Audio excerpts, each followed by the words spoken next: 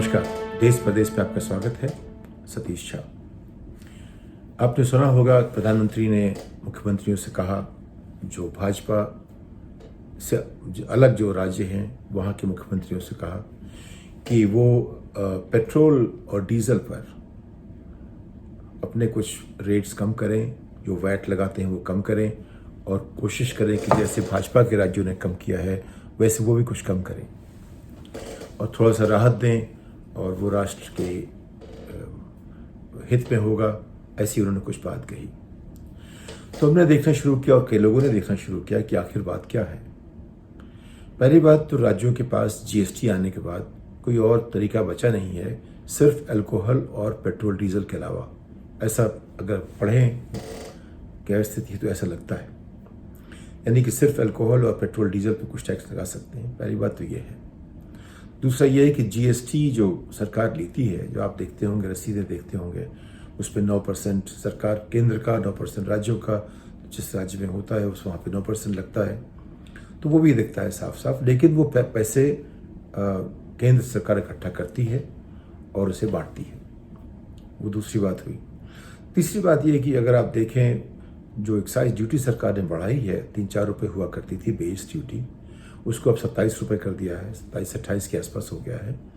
उसमें जो है आप एक तो ये होता है, अगर जो बेस एक्साइज ड्यूटी होती है वो तो शेयर होती है, लेकिन जो सेस करके आती है वो शेयर नहीं होती। तो सरकार ने जिस तरह से उस पर एक्साइज बढ़ाया है 2014 से अब तक करीब 24 रुपये के आसपास का, प्रति लीटर की बात कर रहा हूँ मैं आपसे, प्रति लीटर 24 रुपये के आसपास जो एक्साइज बढ़ा है वो सारा का सारा केंद्र को मिलता है, उसमें राज्यों का हिस्सा नहीं होता। और राज्य जब लगाते हैं तो अपने हिसाब से, वो ऐसा नहीं है कि भाजपा के राज्यों में और राज्यों से कम है।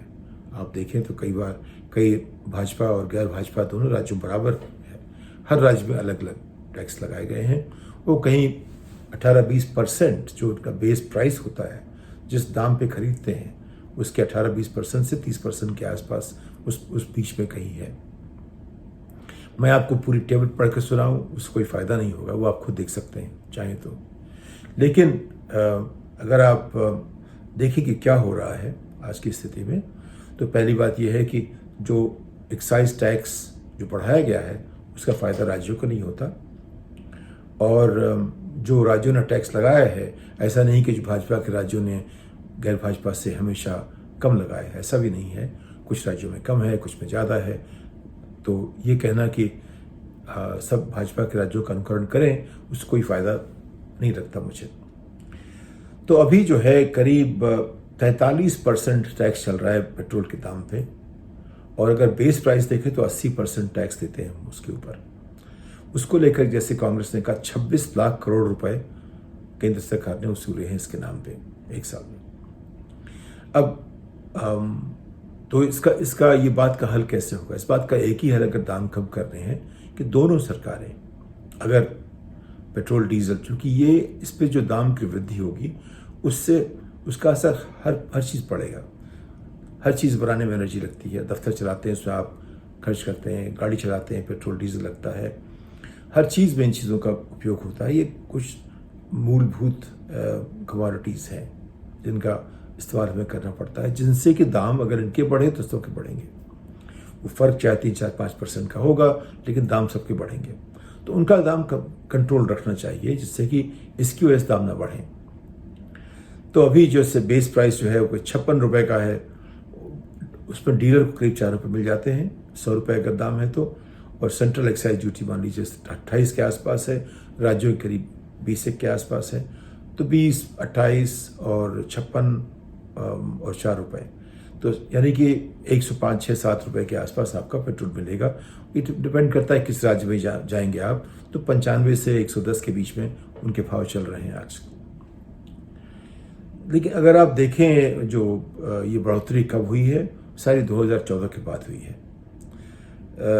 2014 में 14 सितंबर 14 में टैक्स कुल 9 रुपये था, 9.5 रुपये, और उसके बाद बढ़ता चला गया, वो बन गया करीब 33 रुपये। और फिर उन्होंने सरकार ने जब क्या कहते हैं, उन्होंने कुछ दिनों बाद थोड़ा सा उसमें कम कर दिया। उसकी वजह थी जब काफ़ी हल्ला हुआ इस बात को लेकर के, तो एक्साइज कुछ कम भी किया गया। लेकिन अगर राज्यों के पास आज की तारीख में जैसे कुछ चीज़ें हुई, उद्धव ठाकरे ने फौरन कहा कि अगर आप, एक पहली बात तो यह है कि हम लोग उतना ही ले रहे हैं जितना आप ले रहे हैं, यानी कि केंद्र जितना ले रहा है उतना ही राज्य ले रहा है, नंबर 1। नंबर 2, अगर आप जीएसटी का जो पैसा हमारा लेके बैठे हुए हैं वो हमको दे दें तो हमें करना भी नहीं पड़ेगा ऐसा। ममता बनर्जी ने कुछ कहा कि हमारे 95,000 करोड़ रुपए हमको जीएसटी के चाहिए, वो मिल जाए तो 3 साल तक मैं दाम इसके ठीक कर दूंगी, हटा दूंगी टैक्स, ऐसा उन्होंने कहा।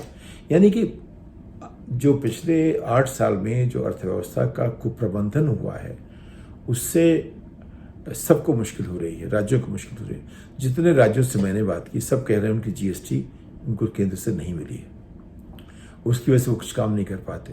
जो उनके बजट हैं वो कुछ भी हो, जब पैसा नहीं है खर्च कहाँ से करेंगे। तो अगर आप देखें तो केंद्र सरकार ने राजस्व का पूरा केंद्रीकरण कर दिया है। जीएसटी के पहले राज्य सरकारों के पास सेल्स टैक्स हुआ करता था, जो वो खुद ही उसकी आमदनी उनके पास जाया करती थी।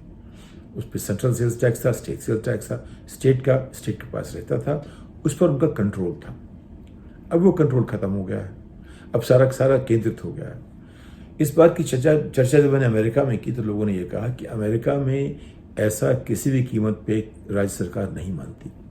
अगर केंद्र कहे कि सारा टैक्स हम वसूल करेंगे और फिर हम राज्यों को देंगे तो राज्य मानेंगे भी नहीं, क्योंकि वहाँ की जो प्रणाली है उसमें एक बात है कि आप मैंडेट नहीं कर सकते।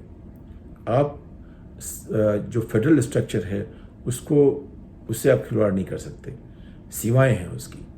तो केंद्र कुछ मामलों में दखलंदाजी कर सकता है, केंद्र कुछ मामलों में कह सकता है कि ये जो हमारे नियम हैं वो सब पर लागू होंगे, उसके लिए उसको पूरा कांग्रेस का सपोर्ट चाहिए, उसके बिना नहीं कर सकता। वो करेगा तो वो टेम्पररी होगा, किसी वजह से होगा, इमरजेंसी में होगा।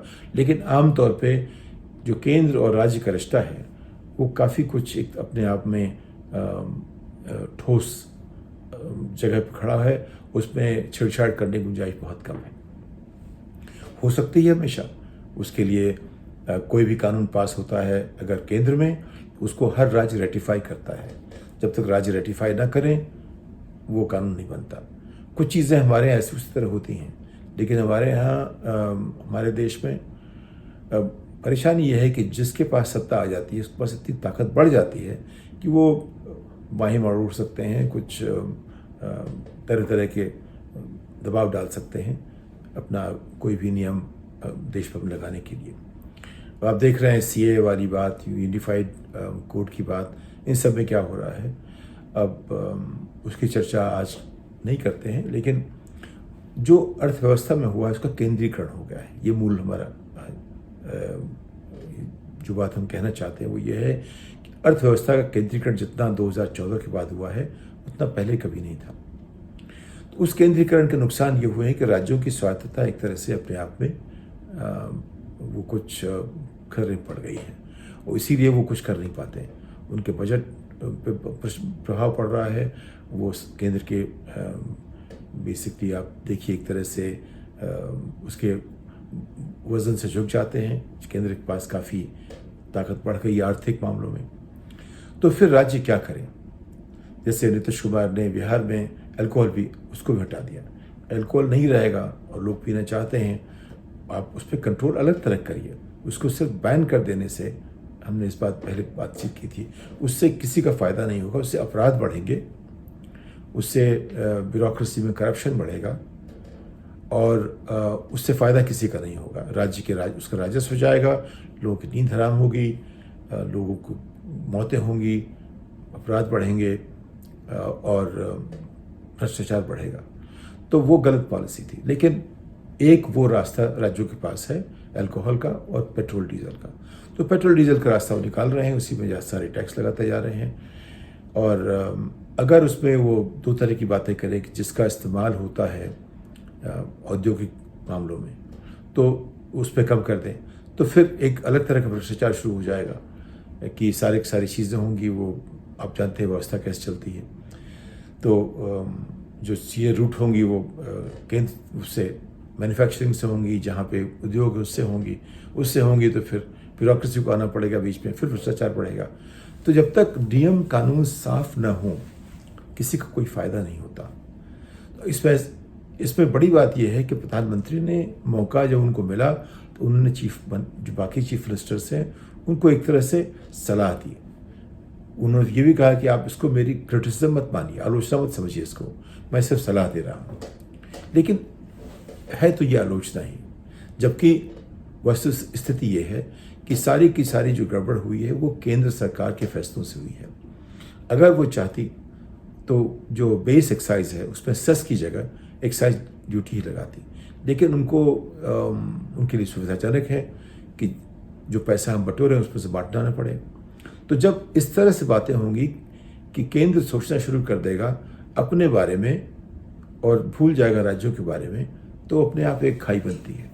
और उस खाई का नतीजा हुआ कि राज्य भी अपनी मनमानी करेंगे, जहाँ कर सकते हैं कोशिश करेंगे। लेकिन जो बड़ा मुद्दा वो ये है कि हमारी अर्थव्यवस्था का जो एक वित्तीय संतुलन है वो बिगड़ गया है। वित्तीय संतुलन बिगड़ने से राज्यों में जो काम होने चाहिए थे विकास के, वो नहीं हो रहे हैं, और जो सोचने की बात थी आगे वो नहीं हो पा रहे हैं। और चूँकि 2 साल कोरोना के चलते काफ़ी कुछ अर्थव्यवस्था में कमजोरी आई थी, उसको लेकर के अभी राज्यों की हालत थोड़ा पतली है। और अगर एक राज्य को 1 लाख करोड़ नहीं मिले हैं, हमारे पास 36 राज्य और यूनियन टेरिटरीज हैं, आप सोच लीजिए। तो 26 लाख करोड़ सरकार ने पेट्रोल के दाम पे जो उगाए हैं उनका जो इस्तेमाल हुआ है वो सिर्फ केंद्र सरकार जानती है। और जब उस पर आक्रमण किया लोगों ने, मुख्यमंत्रियों ने, आपने ये सारी स्थिति फैलाई है, तो कहते हैं हमने जो लिया वो ठीक लिया, उसका इस्तेमाल हमने वो वेलफेयर के लिए किया। अब वेलफेयर उनका काम नहीं है, वो तो राज्य का काम है। सो केंद्र और राज्य के बीच जो बंटवारा है कामों का, उसको देखते हुए वेलफेयर राज्य के ऊपर पाया जाता है। लेकिन अब केंद्र सरकार कह रही है उसने खुद ही किया है। अब वो वेलफेयर कैसा हुआ है, अब कोई जो समझदार लोग होंगे वो जानते होंगे कि जितनी जो NPAs वगैरह हैं, जो राइट ऑफ्स हुए हैं, और जिस तरह से एक ख़ास उद्योगपति को बड़ा बनाया गया है, जिस तरह से 11,500 यहाँ, 12,500 वहाँ, इस तरह कंपनियों को राइट ऑफ हुए हैं, वो सब कहीं ना कहीं से आते हैं। अंत में केंद्र सरकार को वो सब अपना वो बोझा उठाना पड़ता है। तो एक तरह से केंद्र सरकार उद्योग पे और तमाम नीतियों पर हावी है। राज्य सरकारें ज़्यादा कुछ कर नहीं पा रही, उनके पास पैसे भी नहीं हैं। और ये जो एक वित्तीय संतुलन बन गया है हमारे अर्थव्यवस्था में, उसका असर अब दिखना शुरू हो जाएगा। क्योंकि 2 साल कोरोना के नाम पे जो अर्थव्यवस्था थी उसकी शक्ल बिल्कुल अलग तरह की हो गई थी, वैसी नहीं थी जैसे आमतौर पर अर्थव्यवस्था चलती है। अब जब वो फिर बाज़ार की बात होगी, जब बाज़ार खुलेंगे, जब प्रोडक्शन शुरू होगा, जब अर्थव्यवस्था थोड़ा आगे बढ़ना शुरू होगी, तो जो विकार हम 2 साल के थे वो सब अपने आप उभरना शुरू हो जाएंगे। और वो स्थिति जो है वो काफ़ी चिंताजनक लगती है।